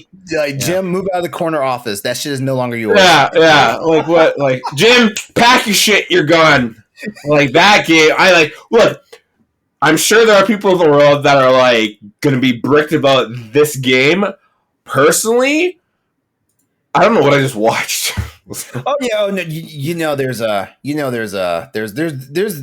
audience for this shit. Well, yeah, because he's known for he made Rez. There was like one other game I thought he made like before that. Mm-hmm. That was like kind of unique, but like once you played it, you started to understand it. But sometimes you think like, where the fuck do you come up with these ideas? Like Tetris was really good, but like how could you mess up Tetris? I don't know how anyone can really fuck up Tetris. Anyway, Goodbye Volcano High. It looks like a teenage indie rock band drama. You play as a dinosaur who looks very humanoid. So hence the furry comment I made earlier. I wasn't feeling it when they revealed it way back when in like the very first day to play for PS5, and I'm still not feeling it now. Yeah, so this is launching on June 15th. Hey, Naruto Boruto Ultimate Ninja Storm Connections. Sir. There will be new player characters on top of the 124 playable characters from earlier in the games. Now, is this a compilation game? I don't think it is. I think this is just something brand spanking new. Brand spanking new that they Hang on, wait. It's called what? Naruto Boruto Ultimate Ninja Storm Connections. Boruto. Cause if I'm not mistaken, I know exactly what this is. Yeah, like it's described as a spinoff, so I think it's just an original game. Yeah, but they just kind of incorporated kind of like a celebration. Well, honestly, a lot of these it's a fighting game. That's all it is. Well, yeah. Honestly, a lot of these Naruto games are they're kind of adjacent to the actual original storyline, kind of like what Dragon Ball Z kind of did. Like once Budokai and stuff came out, it kind of rest parallel to the franchise, but at the same time still does their own thing. Mm-hmm. Yeah. Otherwise, we got Baldur's Gate 3 that's coming out to PlayStation 5 August 31st. This game is in beta now on the PC, and it has been for like a year. But this game looks fucking good. It looks good. I've never been into Baldur's Gate and stuff like that, but man, like my Twitter feed like melted down when people saw that trailer. So this game is kind of going a little bit back to its, I think, real-time strategy roots, blending in a little bit of the kind of what the more recent Baldur's Gate Dark Alliance games did. Kind of like the Diablo-style dungeon crawling hack and slash, mixed in with maybe a little bit of RTS. I imagine they're going to have a blend of the two, at least from what I've seen. But obviously, it focuses on dialogue, choice, character narratives. Obviously, as we saw, some of those facial expressions were like, holy shit. They're spending all the money on it. We also got Wayfinder, which is an online multiplayer game set in a fantasy world. God, how many times have I heard that in the past? Street Fighter 6. You know what shocked me about this reveal? What's that? Is that Zangief is coming. You thought he wasn't going to be coming? I thought he wasn't coming because of the current Russian conflict, and I thought that they would probably say we probably shouldn't put Zangief in here because of what's going on in today's world. Okay, you know what? That makes sense. I am thankful and glad that the community has embraced him because he's a fucking top tier fighter. There's no way you can have a Street Fighter game without Zangief. Changed my mind. Okay, now you know what I liked about the. I don't think you're allowed to. No. You know what I liked about the Zangief reveal? It was the fact that it looked like they were letting the character have fun. It was crazy. I was like, he's kind of a goof this time. Yeah, he kind of was like when he first came out, he was a little bit serious, but then I think over time throughout the rest of the games, they were just kind of made him like a drunken oaf, Yeah. Like, oh, he's just like a silly Russian guy or something like that. So yeah. So we got him, with his Russian wrestling style of fighting. We also got Lily, who I think she's from Zambia. She's from some African country. I forget where. But she has this bird that helps her fighting. And it's kind of funny because she seems like a ditz. I don't know if you saw her finisher. She failed it. Yeah. And it was like, oh no, and then she fell on top of the character, and I was like, oh, that's kind of funny. And then my girl Cammy is back. Yo, I love her new look. I love her new look. I was like, because I'm on the jury train. Like I played jury in 4 and 5, and I was like, I'm gonna go in on 6. But now with Cammy, I don't know. Cammy was my main in Super Street Fighter 2. Way back when she came out, yeah. Yeah. But I think she's gonna be definitely my main in this one. So fighting game Street Fighter 6 coming out June 2nd. By the way, that's the day before my birthday, so hey, hook your boy up. No. Maybe. We'll see. We'll see. We'll see. I love you too, Stoy. That makes me feel good. Andre, Yes, sir. we got the Resident Evil 4 reveal again. More gameplay. Oh, Holy shit! We get to see Salazar, who looks amazing. I actually tried to. Sorry, I didn't mean to cut you off. I actually tried to avoid everything as best as I could. Yeah, but it was so hard. It was so hard to. it really was. Like I was watching the whole state of the play, and I was like, oh shit, they're playing it. I'm not gonna stop. I might as well just watch it. God. Yeah. I'm gonna say this, like, because you guys know I have a very checkered history with Resident Evil 4. We know, but I'm just gonna say this, like, the more and more I see of this, the more and more I legit am like, I'm going to play this game. Honestly, it's like a brand new game almost. that's what it looks like. It looks completely different than what I remember. The mechanics in this game have only just like gone skyrocket compared to the original. I was gonna say the first game. And aren't you guys like aficionados of like RE4? Yeah, like that kind of scares me a little bit. Yeah, well, okay. So from what I've seen is, for example, in the first one, when you shoot like someone in the head and they're like stunned a bit, you can walk up and just fucking roundhouse kick them in the side of the head. This one, you can like, if someone throws a scythe at you, because that's what they do, because they're psychopaths, Leon can full blown duck. There is an action where, like, if someone swings an axe, you can fucking parry, then roundhouse them in the head. You can you can jump to the side and be on the ground and shoot. And I'm just like, holy shit! Leon Kennedy is turning into John Wick. Yeah, this game you're basically like a starter John Wick pack. Yeah, like it's and it looks incredible. Graphically, it looks superb, right? Mm-hmm. But just the mechanics of the game have just only gone sky high. But again, is it good or is it bad? So, by all accounts, watching this trailer, it looks amazing. True. Graphically, it looks amazing. The character, Capcom's character designs, are just so well done. They're like Louis. Oof. Yeah. Louise. It's kind of funny that they made him kind of a little bit of a dipshit too in this one, where he's just like, "Hey, I'm here to save the day," and Leon's like, "No, you're not." Yeah, right. It's funny because he reminds me of what's his name from Bayonetta, the Joe Pesci character. No, not that guy. The quote unquote love interest guy. I don't know. I'm forgetting his name. The guy that was calling her like Sarasita. That dude. Oh, I don't remember that. Oh yeah, that guy. Yeah.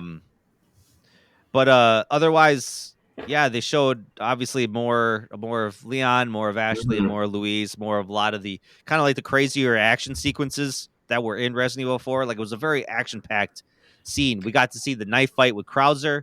So you got to see Krauser for the first. And I know we talked about that they took away the QuickTime events in this game, so you're actually getting into a knife fight with Krauser, and it looks like you have a bevy of parry options when you're going at him. So I'm excited for that little change in pace.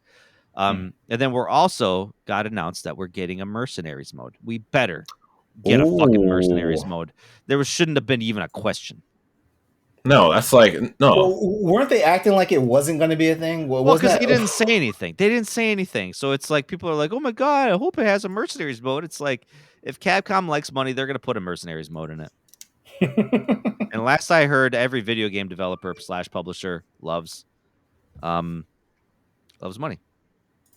Anyway, so yeah, we got that. And then we saw a big extended look at Suicide Squad Kill the Justice League. Mm-hmm. Now, they confirmed that this takes place in the Arkham universe, and this game takes place 5 years after the events of Arkham Knight. Which, what the fuck happened in those 5 years that all of a sudden Batman now has a Justice League? And met all these characters. Obviously, you got the Flash in here, you got Superman, you got Green Lantern. That's like all these are actually in the game. You got Wonder Woman. Holy shit, Wonder Woman's um, intro into the trailer was Yeah, like holy shit. that was badass. Yeah, That was badass. That blew my mind. Like, and her design looks good. Like, Rocksteady did a really good job with all the character designs in this game.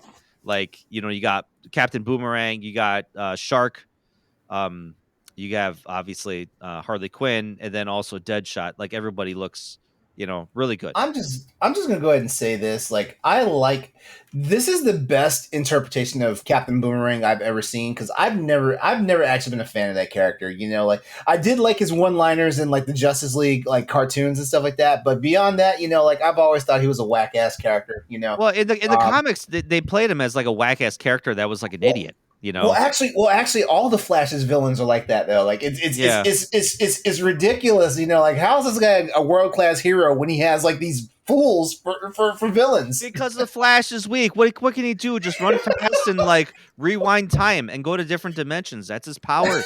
Like, you know, and honestly, that's why Captain Boomerang was like his perfect enemy, because he was able to manipulate the Speed Force just like he could. Yes. And then obviously, you know, that makes him, to me, that makes him more powerful than the Flash. Yeah. I feel like Captain Boomerang's probably going to be my main. I think Harley Quinn's going to be my main, because they made I don't know if you saw in the trailer, they made her out to be like fucking Spider-Man. I saw. Yeah. Like, all of a sudden she's like hopping around and swinging around like she's Spider-Man, and I was like, okay, cool. And that's what kind of like, you know, the main game is like it's very vertical. You know, it's kind of reminds me, it's not as grounded like Gotham Knights was, or the Arkham games were. It was very much like, you know, jetpacks and like warping from, you know, building top to building top, and then Harley Quinn's like swinging around with this little robot drone that she has. You know, it makes the combat scenes like definitely frantic and action packed, but you know, it's like I kind of miss the grounded elements that made the Arkham games so good. Yeah. With it. Don't get me wrong, like I'm really looking forward to this game, but you know, it's like, oh, wish we had that. But we also got notice that there is a battle pass, quote unquote, but it's a terrible name, because all they're going to have in this battle pass, quote unquote, is cosmetic costumes and skins. And they're basically turning this game into Destiny. Destiny meets Batman Arkham Knight. Because I think you're bad thing though. Is that really a bad thing though? The problem I have with that is that you are going to be constantly spending time upgrading. It's like Borderlands. It's like games like Borderlands, where it's like you're constantly looting, you're constantly grabbing new gear, and it's like you're constantly in the menus just, oh, let me see what I got. Okay, I'm going to upgrade this, I'm going to upgrade that. You're spending a lot of time in the menus. And I don't like that some games have went to that level where it's just like all you're doing is upgrading. All you're doing is like, you know, equipping new gear, equipping new weapons, equipping new skins, equipping new this and that. And just, you know, you're in the menus all the time. I understand. Yeah. Because that's definitely one of the things I noticed. They put a lot of focus on like customization and, you know, not just customization, but also like modifications and all that stuff. You know, like I do feel like it's a big time sink. Like basically everybody's playtime is going to get run up because they're in the menus. Yeah. And like I said, it's not going to be a deterrent for me. Like, I'm buying this game on day one. Like, I'm really excited for this game, but I guess that's the one thing I'm not hugely looking forward to. But like I said, for me, that's just like, okay, well, that's just part of the game. I'm just going to have to kind of deal with that. It's not like it's ever stopped me before, you know. It's just annoying. Yeah, it just kind of is, because it's like, you know, me personally, I just want to get in and I want to play the game, you know. Yeah. And I don't want to have to like, you know, oh, look, I got this thing that gives me a 5% stat boost in this thing, you know. So welcome to Destiny 2. Yeah, I know. That's what I remember that from when I used to play Destiny 2. I was like, man, it's like I'm constantly looking at all the gear I just picked up and whatever. So half my time is spent like, oh, new gear, menu, see if it's better, switch out my armor mods, this and that, test it out, tweak it a bit. Then I start the game. So otherwise, you know, this game also it was also announced a little bit after that it's going to require a consistent online or persistent online connection. See, that's the part right there that's probably going to get on people's nerves. Yeah, because I think Gotham Knights required that. A lot of single player games required that. Yeah, A lot of Ubisoft games. I don't understand. I don't understand why that's got to be such a fucking thing. There's got to be a really good reason why that I don't understand because I'm not in video game development. Because It's I know DRM. It's DRM. okay. It's DRM. It's basically so people can't pirate it. I That's guess the major reason. That's the major reason. Even though like technically like Saints Row had that, and they cracked it out of it. Yeah. But obviously this game is 4-player co-op. They did That's confirm nice. that all your other characters can be bots if you play single player, which Yeah. I'm thankful for. But yeah, like obviously players can drop in. You know, your co-op friends can drop in, drop out at any time, which is nice. So yeah, that was the state of play. And I agree with you. Wait, did you say C or C plus? What was your letter grade? I would say C plus. I guess Yeah, because I'll add the plus on it because, like I said, me personally, I know not a lot of people are into Suicide Squad, but I am, so that's where the plus comes in for me. yeah, it's also a C plus for me. Like it wasn't informative. I'll put it that way. But it wasn't like bring down the house.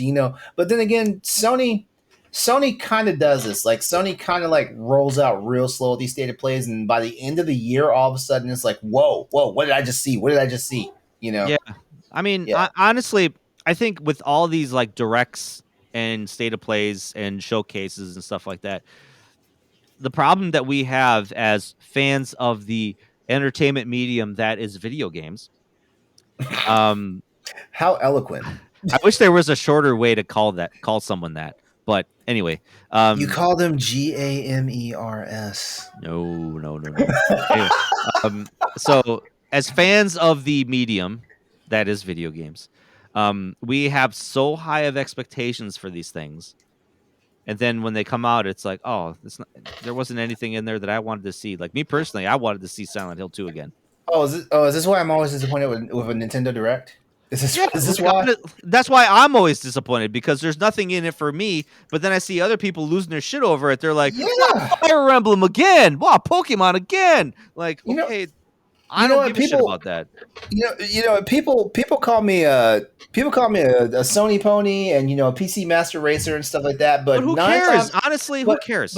But 9 times out of 10, like I see these shows and I'm like, okay, yeah, that was all right. I mean, but we also have our moments where like we see one thing and it gets us. Like I remember, like in this is probably going to roll us into our next our big topic for tonight. Like when they showed Monster Hunter World at E3 during the Sony press conference that year, I was like, holy fuck! Number one, I didn't know it was coming, and shit, like I gotta have it, Mm-hmm. Yeah, Andre. Andre, you didn't. You've been very quiet, so I'm assuming you did not catch most of the state of play. But based off of what we talked about, what would you give your letter grade for the state of play? Andre's like, can we please end the show so I can go back to Destiny? No, I think I'm a bit tuned out. I played Destiny for fucking I feel like 8-hour shifts, so I think I'm a bit fried from Destiny for today. I'm just trying to really think what I would give state of play just from because I trust both of your guys' letter grading. It was a mediocre one. It wasn't a bad. Yeah, and it wasn't a bad presentation by any stretch. As a matter of fact, some of the news, like for example, like what we're getting, what they announced we're getting for PlayStation Plus, like some of that was a bit unexpected and some of it was nice. Like Immortals Phoenix Rising, I no longer have to worry about buying that game, even though like it dips below $20 all the time on sales because Ubisoft doesn't know how to price their products and stuff like that. That is such an underrated game. Honestly, it is. Immortals Phoenix Rising, such an underrated game. It sucks that most people just glossed over. I mean, I'm getting the base game for free, but I gotta pay for the expansions. Unless they go on a flash sale. On the PlayStation Store. I bought the gold edition with the expansions in it. I haven't even fucking finished the main campaign. I feel like I wasted money on that shit. Yeah, and then Uncharted Legacy of Thieves collection is coming. So there you go. So, how I would grade it is the fact that I didn't really hear the internet stir up about, oh my god, did you see this essay to play? To me, it says that there was nothing really super hyped about it. So I can see why y'all gave it a C plus, right? Yeah, we have the new Destiny Lightfall trailer, RE thing, Suicide Squad, bits and bobs there, but nothing really shook the internet Yeah. like I'll tell you the three like a things. huge thing. I'll tell you the three things about the state of play that basically was what was talked about the most: Street Fighter 6, Yeah, Resident Evil 4, yeah, and Suicide Squad, but not in a I'm hype kind of way about it. yeah. See, that's how I exactly. So C plus from what y'all said, but if I wasn't talking to you guys, I'd give it a C plus too, because again, I didn't hear anything that broke the internet. I heard D2, RE4, and Street Fighter mixed with Suicide Squad, and that was it. And I was like, oh, okay, so like a normal kind of thing. The one thing I wish, like I said, it's not for me to knock. They just played it very safe. Yeah. That's the best way. Xbox had a direct. Nintendo had a direct. Yep. Sony needed to come out with something, so they were like, well, let's just come out with some safe stuff that we know that's coming out within these next 6 months. If I'm being honest, the Xbox Developer Direct was a very safe fucking show for them too. Like and I'm not sure if it's because we were expecting, Microsoft to bring the thunder with that one, but in my opinion, I was like, that was a B minus, show for me. Yeah. Because honestly, they showed us stuff that we already knew was coming. Honestly, the only reason it got a B for me was the Hi-Fi Rush thing, because that came completely out of left field. Number one, and then to drop it there, that was big. Shinji Mikami came out of a game that wasn't a horror game. Like, what bizarre world are we living in? Yep. Why is it not Dino Crisis? You coward. Yeah, why are you not remaking Dino Crisis 2? Is all I want to know. All right, so we spent a lot of time on that topic. So here's just some things to know real fast for the speed run. I'm just gonna blurt them out. I'm not even gonna talk about them as whole segments here. So here we go for the speed run. Just so you know, put this on the radar. The Tales of Symphonia Remaster devs are apologizing for the game's quality and will promise that a patch is coming. The Forspoken developer, Luminous Productions, is being merged into Square Enix, which is kind of a shocker for me because I thought they were already part of Square Enix. I mean, they're a development studio, but I think they're probably just a lot of their teams are being absorbed into other studios. So, oh man, that sucks. But you see now this makes sense why, certain games, have come out the way they are. I thought they were already part of Square Enix. I thought they were. Yeah, so that explains a lot now. Now I'm thinking about it. Okay, also Elden Ring's first expansion, Shadow of the Earth Tree, has been announced. There's no date for it as of yet. So go ahead and sharpen your blades for that one. Shigeru Miyamoto says that he's confident that Nintendo will not change once he retires. I hope that they change their prices. That was actually a pretty good article because you know what? That 70-year-old man sounds like the ultimate fanboy, and you know what? I want to be that guy when I get to his age. Everybody treats him like he is the god of video games, so there's probably a lot of fear that people have that when he leaves and when he retires, all of a sudden Nintendo will go to shit. Yeah. I mean, dude, I think the opposite. I think once he leaves, I think a lot of more other creative people are going to start to step up, fill in the void, quote unquote. Yeah. And we're going to start to see a better new Nintendo.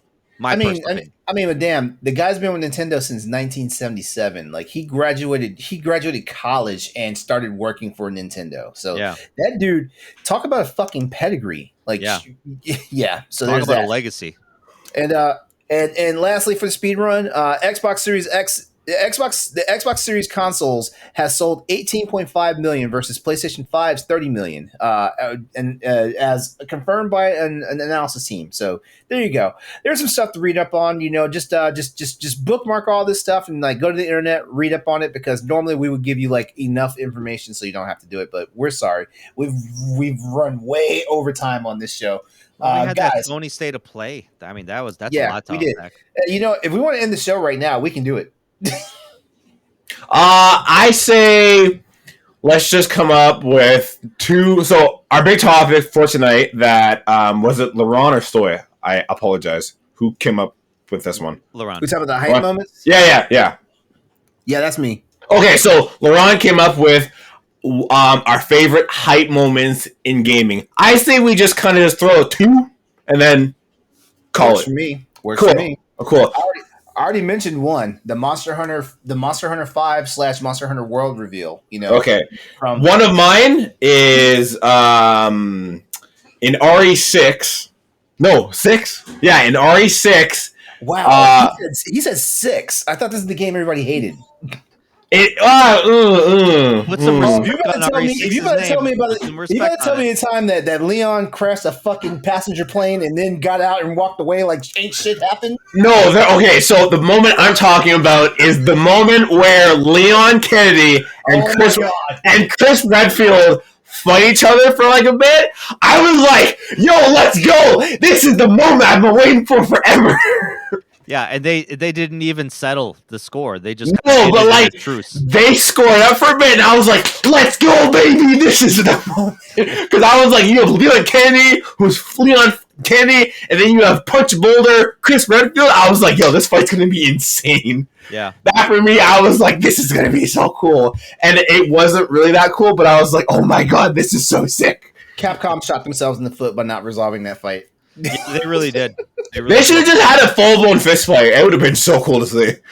Instead, we got the very famous Resident Evil Vendetta animated movie with the John Wick fighting scene in the hallway where my man Leon Kennedy rides up a flight of stairs on a motorcycle. I hate when you do this because every time you mention it now, I always have to watch the movie before I go to bed. LeRon, you don't understand. There is a significant difference between RE4 Leon and animated movie Leon. Animated Leon Kennedy is a fucking god. I swear.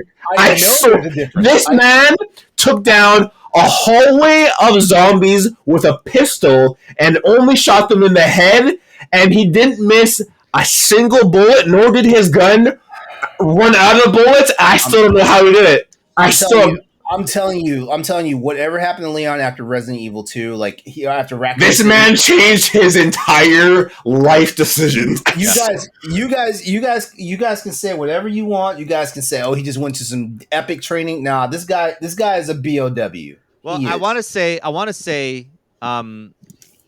Resident Evil Gaiden happened after Resident Evil 2. What's Gaiden? Resident Evil Gaiden was the Game Boy game. Yeah. Oh, okay. Wait, that's where Krauser was introduced, right? I think so. But yeah, they no, I don't think Krauser was in that one. But that game is terrible by all accounts. But I think it actually took place a little bit after Resident Evil 2, where it was like a zombie outbreak on a luxury liner, But oh, okay, yeah. So that's where my man got to like really become the man who he is. Mm-hmm. Yeah, but just like, honestly, God, and then on the other side of him or behind him, Chris Redfield's fucking like RKOing zombies. He's like yeah, he's power driving zombies. Homie, it is a fucking action scene like you've never. It is so cool. See, that's why I'm a Chris Redfield guy because Leon just finesse and Chris is just down to action. But like Chris has an M4, and at one point, he runs out of bullets and he bayonets a zombie, hucks the M4, snaps a neck. Like, dude, it is unfucking real what they do to this. Like, I honestly, go YouTube this scene. It is fucking phenomenal. It's so good. It's so I'm good. sorry, the only reason this why assault rifle to a zombie, he's like, "Here, hold this while I power drive this motherfucker." Bam! All right, give me the gun back. And then takes the gun back. And I'm just like, how the fuck did you just do that? the only reason why the Resident Evil like animated movies exist is just for pure fan service, because it's like 100%. this is the shit. Easily, yeah. Because this is shit that would waste too much money if we did it in the video games. Yeah, and then to close off, another hype moment is in RE5 at the end of the game. There's a point where Sheva's in trouble, and you're fighting Wesker, and my man Leon. Oh, sorry. Chris hops across a rocky thing, and there's a boulder in his way. Now, any other human being would be like, shit, I don't know what I'm gonna do. My man, Chris Redfield, walks up to said boulder and proceeds to punch the living shit out of said boulder and moves it. Now, you may think, okay, no big deal. I put down the controller and question my entire life because this dude beat the shit out of a boulder, and I'm thinking, hold on, this can't be right, because he's either A, on steroids, or B, not human. That's my TED Talk for the night. I'm gonna speak about this in weeb terms. Basically, Leon Kennedy is Android 17, and Chris Redfield is Android 18. Is Vegeta. Yeah, that's basically it. I get that reference. Hey, that was a Captain America thing. Yeah. So it's like, I get that reference. I get that reference, yeah. I get that reference. But yeah, honestly, two of those moments, I was like, these can't be real life for sure. Okay, Stoy, go ahead. Name your one or two. One big one for me was Dragon Age Inquisition. Mm-hmm. And I'm gonna set the scene up for you, you know. Yeah, paint me a scene. World's gone to hell. There's holes in the sky, terrorists coming out of the sky, monsters kind of invading and just causing havoc over the world. Mm-hmm. Everybody's saying the world's ending. There's monsters pouring out of everything. You know, you got this big beam in the sky, and you got these monsters, these monster armies that are just invading the land. So everyone's kind of going to hide. An Inquisition gets created because the Chantry, quote unquote, the Catholic Church, correlation, is doing nothing about it. So you create the Inquisition with a bunch of your companions to say, we will stop this threat because we have an ace in the hole. Things are going well. You hit a point where it's like, hey, we're doing the thing, and then all of a sudden you come crashing down. You have to escape your fort. You have to take everybody that is alive and able, and you're traveling through the mountains to escape this monster army that came beating down your door and said, get the fuck out of here. We're here to fuck you up. There's a point you come into the camp, and you know, you wake up from your coma, you know, because you got fucked up. You wake up from your coma and everybody's bickering. Everyone's arguing. What are we going to do? How are we going to stop this? This is impossible. We might as well just give up right now. All hope is lost. People are looking around like, what are we going to do now? And, you know, your main character can't keep up. All of a sudden, in the distance, a woman starts singing the song, The Dawn Will Come. And I'm getting goosebumps just thinking about this right now, because it is the most uplifting song that was sung at the right moment, because even though the dark is darkest, it's always dark before the light. It's always darkest before the light. Yeah. It's like the shadows come and all hope is lost, but soon the dawn will come. And it's like, it uplifts everybody in the camp. Everybody starts singing in unison. And it really just empowers you to the point, hey, we're not fucking down. We're not fucking out. Let's do this shit. Let's do this shit that we came to do, that we planned to do from the get-go. And it just gave you a sense of vigor where it was like, let's go. And, you know, and you barely even scratched the surface of this game, and you're hitting almost like the climax of this point. We're like, man, let's keep going. And then obviously you keep traveling. You find your fortress, you know, Skyhold, where you set up camp, and then you say, this is where we start. This is where we begin. And man, that scene, just still to this day, I've replayed the game numerous times. Chills every time, like the first time I played it. You know a game is good when one scene just over and over again, regardless of how many times and how long you can take a break and come back. You know when a scene does that, the game's good. Yeah, like I replayed that game early last year, Mm-hmm. and I got to that scene, and I still got the same like chills, goosebumps. All of a sudden, I'm just like, "What is this stuff coming out of my eyes? What the fuck?" You know, like That's I so mean, cool. the game came out like 7 years ago. It won Game of the Year at the time. Yeah. So it's like, Still sitting there on the couch talking about sack up, man. Sack up. You man, fucking man, what the fuck is this shit? Yeah. I think a similar moment that, so if I could draw a parallel to your story, mine would be, and you'll get this, the moment in Legend of Dragoon where you're in the town and you're fighting Giganto, and Rose comes to save you and she says, "Wake up, red-eyed Dragoon," and Dart turns. Every time I play it at that moment, I'm like, fuck, this is so good. Yeah. Every time I'm just like, God, this is it. One, yeah. Yeah. All right, so Stoy, you're gonna really love one of my favorite game hype moments in games. It's The Sims.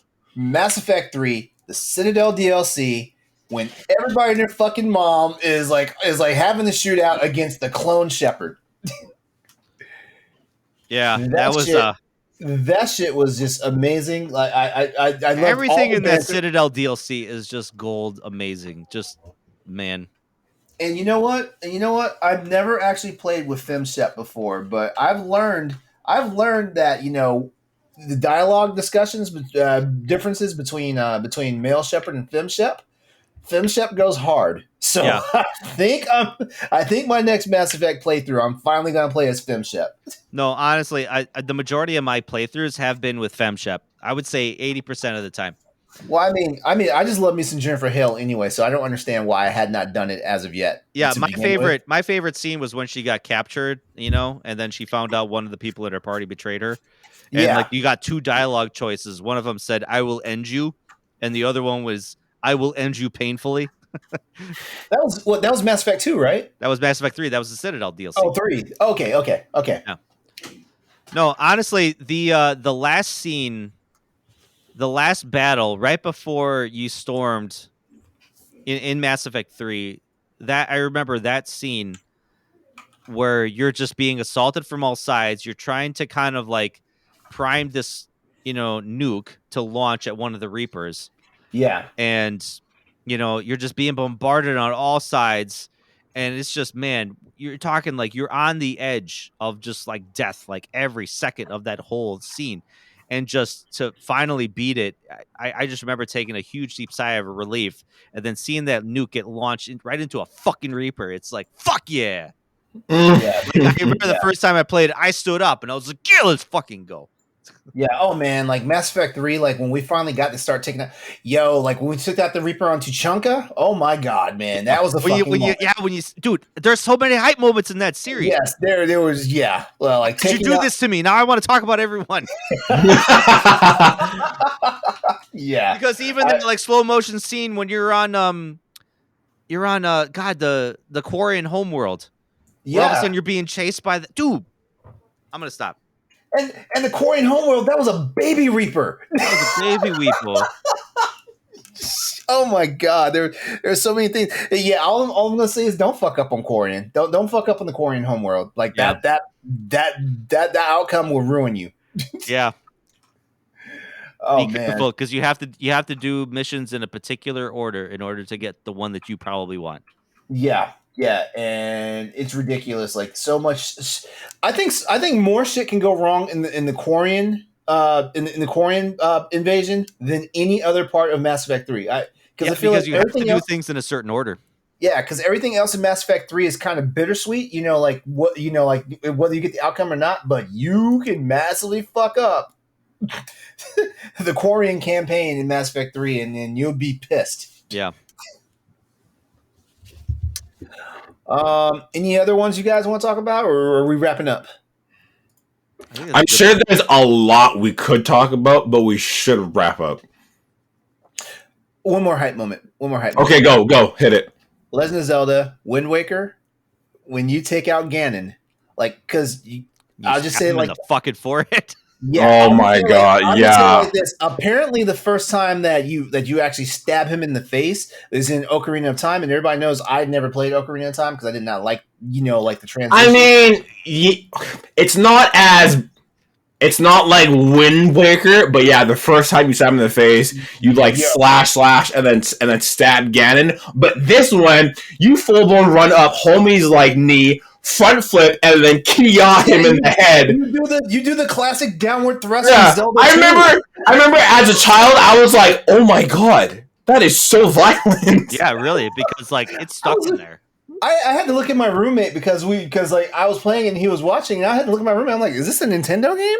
Yeah, I was like, you just full blown stabbed a sword through someone's head. Yeah, I was like, holy cow! I was like, man, like Link's like Toon Link's out here raw dogging people.